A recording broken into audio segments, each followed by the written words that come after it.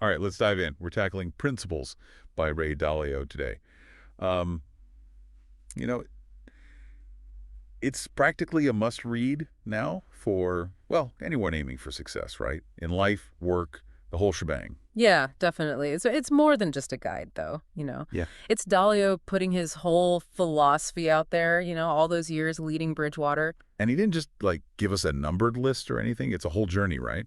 Starting with his background and where I'm coming from. Yeah, it's pretty fascinating. He starts way back. I mean, delivering newspapers as a kid, then bam, stock market at 12, an early start, that's for sure. 12. Yeah. Whoa.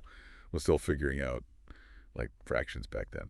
But even with the knack for markets, it sounds like there were some bumps in the road for him, right? Yeah. What were some of those early lessons that stand out? He definitely had wins, but I think the defining moment was 1982. I mean, he basically lost it all. A total catastrophe for most people, career over, right? I can't even imagine. Like, wouldn't you just want to walk away from markets forever after that? It was a turning point, though. He realized, even brilliant minds can be clouded by ego, emotions. That's when he started systematizing everything, decisions, investing, the whole nine yards. No more gut feelings. So it's like he was building a framework, like an operating system for his life, his work. Exactly. Like he became fixated on reality, not just, wishful thinking, but how things truly are.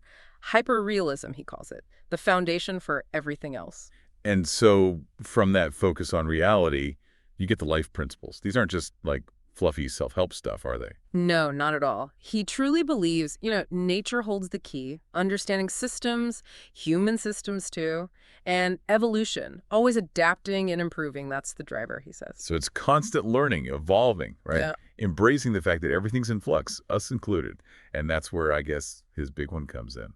Embrace reality and deal with it. Sounds simple, but it's really tough. I mean, let's be honest. Most of us would rather avoid the bad stuff, sugarcoat things. Dalio says that's a disaster waiting to happen. Okay, so how do you, like, break free from that? Mm. Actually embrace reality, even the ugly parts. Radical transparency and open-mindedness. He's all about creating an environment where honest feedback, even the tough kind, is not just welcome, it's sought after. Makes you think, right? Yeah. How many problems could be sidestepped if we were all a bit more comfortable with, well, being uncomfortable? Right. And it goes for self-awareness too. Honest assessment of strengths, weaknesses, not to beat yourself up, but to figure out where you shine, where you need help. So clear view of yourself, the world, no sugarcoating. Exactly. And from that, you get the 5-step process. That's where he gets really practical, how to get what you want. 5 steps. Almost sounds too easy. Break it down for me. It all starts with clear goals, not just like vague wishes, but measurable targets. Then you gotta identify and not tolerate problems, anything in your way. That not tolerating part sounds kind of intense. It's about being proactive. Problems aren't just roadblocks you accept. Dalio says you dig deep, find the root cause, then design a plan to beat it. So no quick fixes. Yeah. It's understanding how the problem works at its core. And finally, you gotta execute. Discipline, accountability, that's where it's at. Turning the plan into action. This 5-step process, it's applicable to anything, right? Starting a business, or even, like he talks about in the book, finding the right doctor. He used it when he had cancer. Yeah, that's right. He used it to navigate his health crisis. A meticulous research, finding the best doctor, the one he believed had the highest chance of success. Wow, pretty powerful example. Shows how a seemingly simple framework can handle even the toughest stuff. And that leads us to another big one, being radically open-minded. Crucial for making good decisions, he says. So it's more than just hearing different viewpoints, right? Absolutely. Closed-mindedness, like clinging to your beliefs no matter what, that's the enemy, he says. He's always looking for people who disagree, especially those he considers believable, people with a proven track record. Actively challenging your own biases, assumptions, even when it's tough. And when it comes to decisions, he's got this interesting approach. Believability-weighted decision-making. Believability weighted. Sounds like something out of Star Trek. What's that all about? It's pretty logical, actually. Say you've got a tough decision, you get input, but you don't weigh everyone's opinion equally. You factor in their believability. Someone with expertise, they carry more weight than someone less experienced, right? So not about titles. It's about who has the most credible knowledge, the experience for that specific decision. Makes sense. Probably leads to better choices. It all ties together. And then there's this, understanding that people are wired very differently. Dalio's big on personality assessments, how different thinking styles can clash or work together. He even made those baseball cards for employees at Bridgewater, right? Seems a bit out there. Yeah, but it shows how committed he is to understanding how people tick. The cards, they capture strengths, weaknesses, work styles, thinking patterns, like a stats sheet for your team. Okay, I'm picturing these cards on a table, like some war room strategy session. Not far off. He believes that knowing these differences, you build teams where strengths complement each other.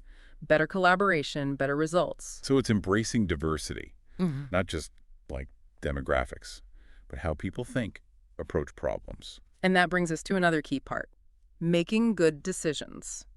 Dalio has a whole section on this, says it's a skill you can develop, like anything else. We've covered a lot.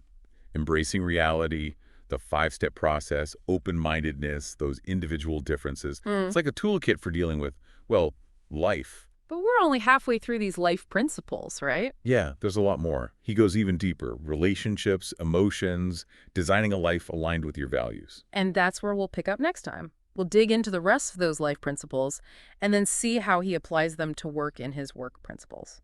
Stay tuned. Okay, so back to Dalio and his principles. Last time we were really getting into it, his personal philosophy and all. Now we're moving into like human nature, how we make decisions. It gets pretty deep, right? Oh, yeah. This is where you see his insights into psychology, how groups work. It's fascinating. He starts off by challenging something pretty basic, the idea that, like, pain is bad, something to avoid. But his principle, pain plus reflection, progress, that suggests the opposite. Right.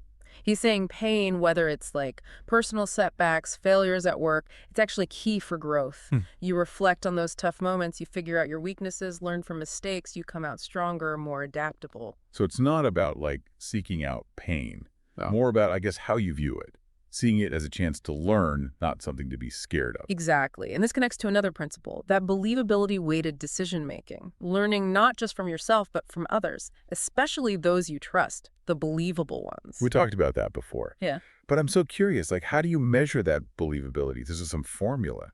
Well, Dalio loves systems, but he knows human judgment matters too. He uses track records, expertise, even personality tests to figure out how believable someone is in a certain area. So it's not just what they say, it's who they are, what they've done, their credibility. Exactly. And this leads to, recognize that people are wired very differently. Understanding those differences, that's key for communication.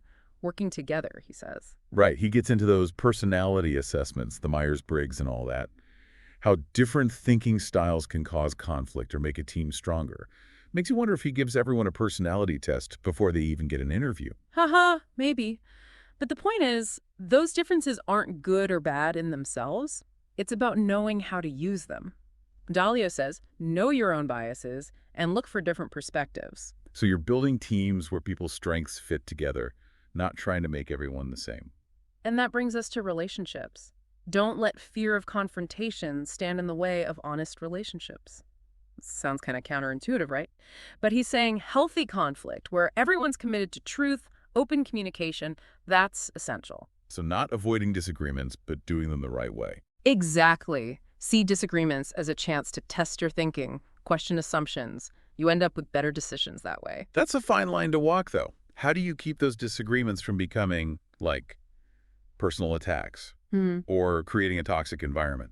Dalio says you gotta have ground rules, shared values, everyone on the same page aiming for the same goal, a culture of trust, respect. Then disagreements can actually make relationships stronger. So you need an environment where people feel safe to speak their mind, even if they disagree with the boss. Right. And that ties into another principle. Recognize that the person who has the problem owns it. Accountability, it's crucial for growth. That sounds tough. Is he saying if you've got a problem, it's your job to fix it? No hell. Kind of, yeah. But it's not about blaming people. It's about giving them the power to own their challenges, find solutions. It makes you think how many problems just sit there because people are afraid to take responsibility, or they're just waiting for someone else to fix it. Dalio's all about being proactive. Don't just complain, take charge, find a solution. That's his thing. So we've got embracing pain for growth, believability in decisions, those individual differences, healthy conflict, taking responsibility. It's like a master class in, I don't know, understanding human nature. But there's more, right? He has a whole section on principles for work. Oh, yeah. He approaches managing companies with the same rigor, systems thinking, like he does with his own life. Really fascinating stuff. Okay, so last time, we really got into the nitty-gritty of Dalio's approach, all those life principles. Now it's like showtime, right? Seeing how it all works in a real company. Yeah, this is where the rubber meets the road. He's not just talking theory. He built Bridgewater, right? One of the most successful and definitely most unique companies out there. Bridgewater. It's famous for that radical transparency, valuing merit above all else, using data for everything. Sounds kind of intense, but also fascinating. Intense for sure, but that's how he built this culture of transparency and accountability. He really believes that's how you get to excellence. So he's got this whole set of work principles, right? Building on those life principles, but for like running a company, managing teams. Yeah, it's all connected. One of the most striking ones, I think, is trust in radical truth and radical transparency. It's not just about being open, it's about people feeling comfortable saying what they think, even if it means disagreeing with the boss, admitting mistakes. Okay, but how does that not just turn into total chaos? How do you keep that much openness productive? It's about the ground rules, the shared values. It's not just saying whatever you want. Feedback has to be constructive, focused on the solution. Right. So it's like channeling all that openness in the right direction. Right. And then there's this. Create a culture in which it is okay to make mistakes and unacceptable not to learn from them. I mean, mistakes happen, right? The problem is hiding them. Yeah, that's pretty different from most companies. Usually mistakes are like career killers. Dalio says the opposite. Mistakes are valuable as long as you learn from them. He even has a system for tracking those mistakes, right? Those issue logs. Everyone documenting errors, figuring out why they happen. It's like a feedback loop, constantly learning, improving the system. Okay, so you've got transparency, embracing mistakes. Hmm. What else is in Dalio's, like, company building toolkit?